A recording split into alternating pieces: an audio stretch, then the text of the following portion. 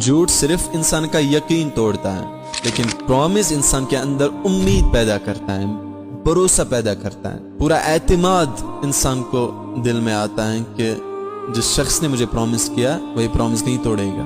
تم کسی کو صرف بلیو نہیں کرواتے، تم اسے ہوپ دیتے ہو، امید دیتے ہو، اور وہ فیک ہوپ جب ٹوٹتی ہے، جب تم اس پرومس کو توڑتے ہو تو انسان صرف تم پر نہیں پوری دنیا پر شک کرنے لگتا ہے، شک کی مریض بن جاتا ہے، پھر اسے کسی پر یقین نہیں آتا، اسے پھر سارے دنیا کے لوگ تمہارے ہی جیسے لگتے ہیں، پھر اسے کوئی کتنے بھی سپنے دکھائے اسے وہ سارے سپنے پھر جھوٹ لگتے ہیں، کیونکہ اس کا دل ٹوٹ چکا ہوتا ہے، اس کا یقین ختم ہو چکا ہوتا ہے، اس کا بھروسہ اٹھ چکا ہوتا ہے۔ اس لیے اس بات کو سمجھو، کبھی بھی پرومس مت کرو اگر تمہارے دل میں اسے نبھانے کا ارادہ نہ ہو، فلفل کرنے کا ارادہ نہ ہو۔ اسلام نے ہمیں یہ تربیت نہیں دی کہ کسی کو وعدے کر کے پھر ان وعدوں کو توڑنا۔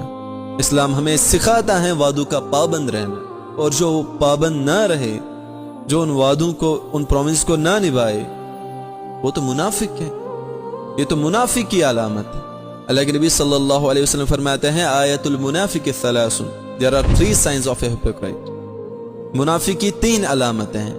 پہلا اذا حدث کذب، when he speaks he lies، جب وہ بات کرے تو جھوٹ بولے۔